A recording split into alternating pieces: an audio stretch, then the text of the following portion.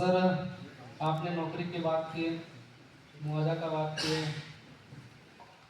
और जो भी मेरी चल अचल संपत्ति है उसके विषय में बात की है। ठीक है सर, ये तो हम लोग का नियम में लिखा भी हुआ है कि ये तो मिलना तय है, लेकिन यहाँ पर दो मोर्चा बना था। एक रैयत विस्थापित मोर्चा, उसने 16 सूत्री का मांग किया था।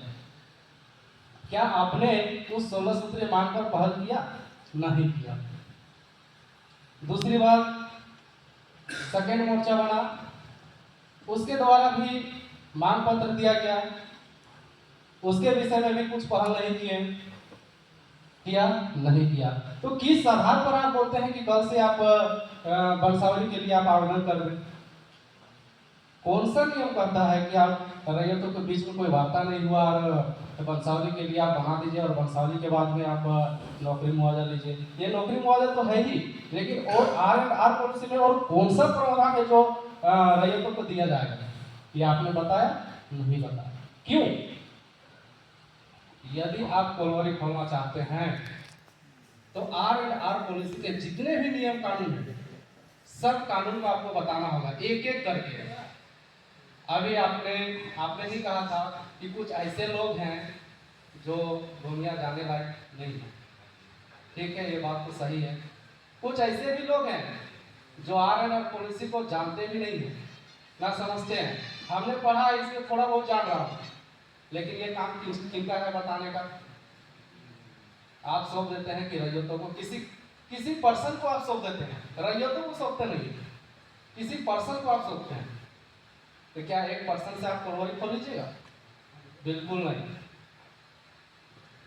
यहाँ पर इतने लोग आए हुए हैं, यहाँ पर आधा से हमको लगता है कि 80% लोगों को सूचना नहीं देगा यहाँ पे आना है। सूचना दे करके सबको यहाँ पर लेकर आएगा। क्या इससे खुलेगा कोलवरी? नहीं खुलेगा। यदि कोलवरी खोलना है तो 1 से 56 तक रैयत है, सभी रैयतों को बोला जाए और सभी रैयतों को एक एक करके नोटिस दिया जाए, किसी खास पर्सन को ना दे करके।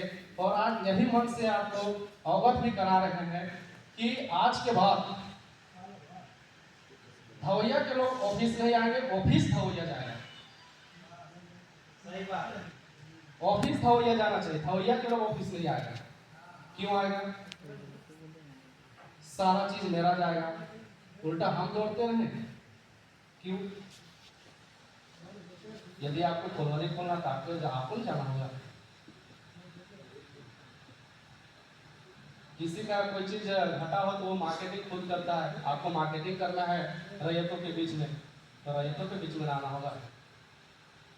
तो ऐसा तो जिस हिसाब से आप बोल रहे हैं उसके हिसाब से तो दिल मिलन तो नहीं होने वाला।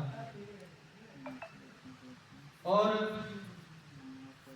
यहाँ पे जितने भी रैयत है, आज यहीं से ही सोच करके जाइए कि आप जो भी काम करेंगे खुद से करेंगे। कोई वर्तमान मुखिया, कोई पूर्व मुखिया, कोई वर्तमान विधायक या कोई वर्तमान पूर्व विधायक का काम नहीं होगा। वर्तमान रैयत खुद अपना से हक और अधिकार का लड़ाई लड़ेगी। और इतना ही और आग्रह करते हैं आपसे कि जितने भी आर पॉलिसी में है, एक एक करके विस्तार पूर्वक रैयतों के बीच में रखा जाए, ताकि रैयतों को भी समझ में आ जाए कि हाँ आर पॉलिसी में है क्या, उससे लोगों को क्या बेनिफिट होगा या नहीं होगा। हम लोग गांव के लोग, रैयत लोग यदि कहीं पर चर्चा करते हैं तो उससे लोगों को समझ में नहीं आता है। हो सके प्रबंधन के द्वारा बताया जाए तो हो सके लोगों को समझ में आ जाए, तो बहुत अच्छी की बात है। और दूसरी बात है सर, यदि आप खोलना चाहते हैं तो जो भी आप मांग दिए हैं, यदि आप यहीं पर हाँ कर देते हैं तो यहीं से डोजर और डंपर सब लेते चलिए, हम लोग सब पीछे पीछे जाते हैं।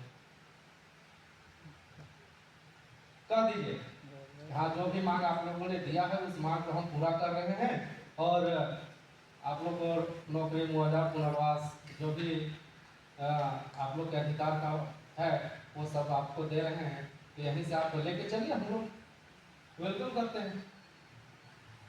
लेकिन ये कुछ कुछ पॉइंट बता करके रैयतों को दिग्भ्रमित ना करें, यही आशा उम्मीद करते हैं। दूसरी बात है सर कि पिछला कुछ दिन पहले 27 तारीख को शायद कैंप लगना था ट्रिब्यूनल का पैसा के लिए, तो सर यहाँ पर एक प्लॉट नंबर भी देखा जा रहा है, तो प्लॉट कुछ प्लॉट का ही पैसा हुआ है।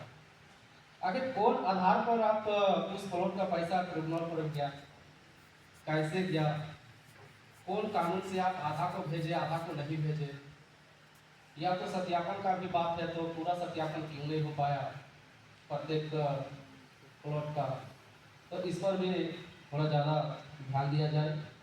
और आज के बाद से प्रबंधन से आग्रह है कि जो भी बैठक होगी वो धौइया के धरती में होगा, और फिर से आग्रह करते हैं कि प्रत्येक रैयत को सूचना दिया जाना चाहिए, ताकि किसी को किसी प्रकार का कोई दुख ना हो। इतना ही बोलकर अपने वाणी को विराम देते हैं। जय हिंद, जय भारत।